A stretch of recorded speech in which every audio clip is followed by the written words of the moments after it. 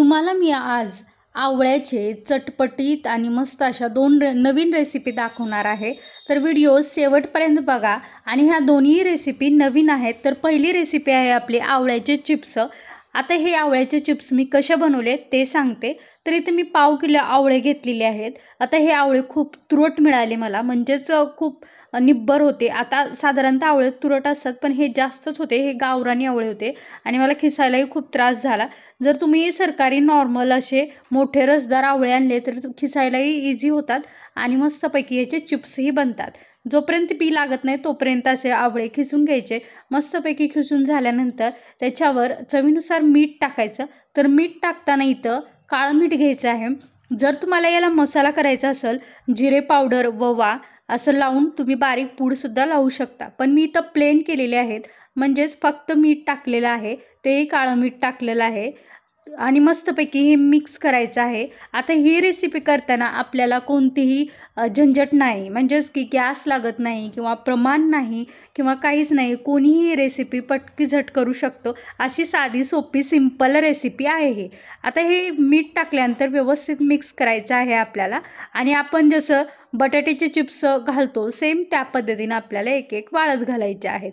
आता तुम्ही बघू शकता मी इथं मस्तपैकी असे ताटात वाळत घातलेले, सुकायला ठेवलेले आहेत उन्हामध्ये आणि 2 दिवस कडक उन्हात वाळले की मस्त आपले हे आवळ्याचे चिप्स तयार होतात। आपण जसं आवळा सुपारी कँडी करतो त्या पद्धतीनेच हे चिप्स छान चटपटीत आणि मस्त लागतात आणि तुम्ही नक्की ट्राय करा। रेसिपी आवडल्यास चॅनलला सबस्क्राईबसुद्धा करा। आता हे खारे बनवले, तर तुम्हाला गोड बघायचे असतील आवळ्याचे चिप्स कसे केलेत मी खाली डिस्क्रिप्शन बॉक्समध्ये मी त्याची लिंक टाकते, तुम्ही तेही बघू शकता। आता हे मिठातले आणि गोड दोन्ही पद्धतीने तुम्ही करू शकता। तर आपली दुसरी रेसिपी आहे ती आवळ्याची, मस्तपैकी असं चटपटीत चटकदार आंबट गोड खारड अशा सगळ्या चवी असलेले हे आवळ्याचं लोणचं आहे। तर ते कसं केलेलं आहे मी ते बघूया आपण। हे लोणचं अप्रतिम लागतं, म्हणजे खायला एवढं टेस्टी लागतं की मस्त आणि असं तोंडी लावायला एकदम मस्त लागतं, मोरावळ्यापेक्षाही छान असं लागतं। तर इथं मी आवळे घेतलेले आहेत, पाव किलोच आहे। आता हे तुम्ही उकडून सुद्धा करू शकता, पण उकडून केल्यावर आवळ्याचं लोणचं जास्त दिवस राहत नाही, म्हणून तुम्ही कच्च्याच आवळ्याचं अशा पद्धतीनं फोडी करायच्या। जसं आवळ्याला रेषा असतात त्याच रेषेवर आपल्याला चाकू ठेवून अशा पद्धतीनं फोडी करून घ्यायची आहे, जसं मी व्हिडिओत दाखवला आहे तसं। आता जर तुम्हाला 15 दिवसासाठी किंवा 8 दिवसासाठी लोणचं करायचं आहे थोडंसं, तर तुम्ही वाफवून फोडी करू शकता, म्हणजे वाफलं की फोडी पटकन होतात त्याच्या। या पद्धतीनं आता मी फोडी केलेली आहेत आवळ्याच्या। तर आता इथं मी पॅन ठेवलेलं आहे आणि त्याच्यामध्ये थोडंसं तेल टाकायचं आहे, तेल जास्त टाकायचं नाही आहे आणि तेलामध्ये मग आपल्याला जिरे, मोहरी, नंतर मेथ्या, त्याच्यानंतर ओवा आणि हिंग सगळं टाकून हे मिक्स करायचं आहे। आता तुम्ही जर तुम्हाला असं करायचं नसेल, खडे घालायचं म्हणजे खडा साबूत घालायचं नसेल, तर तुम्ही काय करू शकता, पावडर करू शकता। याच्यात बडीशोप पण घातलेली आहे मी, बडीशोपने पण छान टेस्ट येते। तर याची पावडर करा आणि पावडरसुद्धा तुम्ही घालू शकता। तर मी असं या पद्धतीनंच घातलेलं आहे। आता तुम्ही मस्तपैकी हे थोडंसं परतायचं आणि त्याच्यामध्ये नंतर हे आपलं आवळे घालून घ्यायचे। आता हे सगळे प्रोसिजर व्हायला कंप्लीट 20 मिनटं लागतात, कारण मग गूळ किंवा साखर घालतो आपण याच्यामध्ये, तेव्हा खूप पाणी सुटतं आवळ्याला आणि आटायला खूप उशीर लागतो।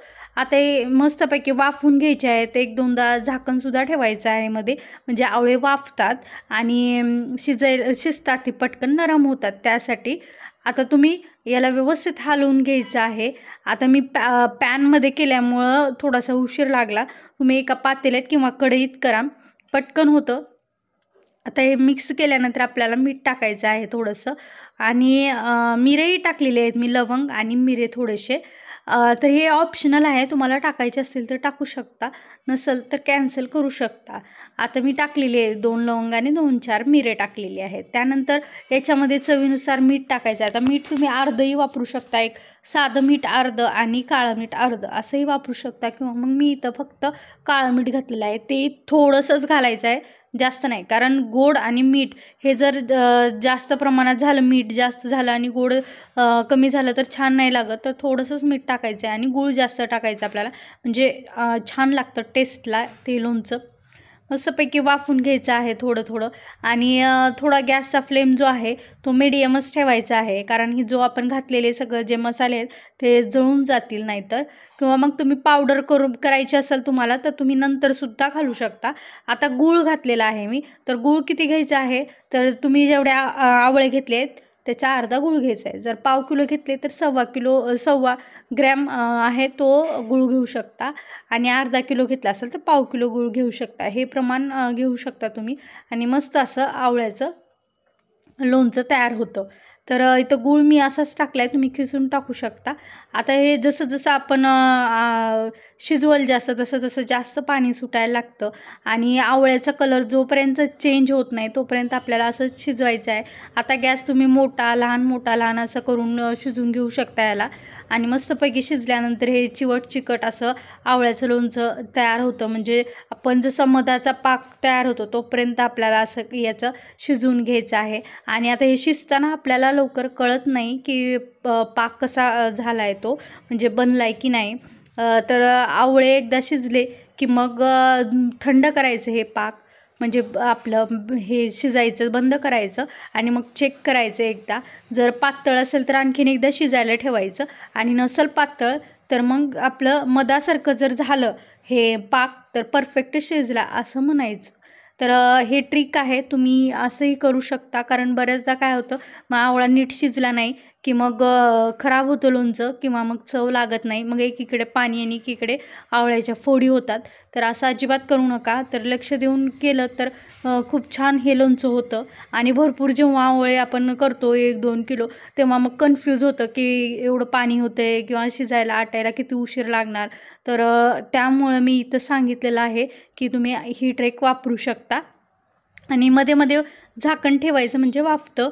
तर आता तुम्ही थंड झाल्यावर बघू शकता या पद्धतीने आपलं झालेलं आहे. म्हणजे जसं मध असं घट्टसर पाक झालेला आहे आणि हे लोणचं आपलं तयार झालेलं आहे. आवळाही आपला मस्तपैकी शिजून झालेला आहे. हे लोणचं तुम्ही बाहेर स्टोअर करू शकता किंवा फ्रीजमध्येही ठेवू शकता.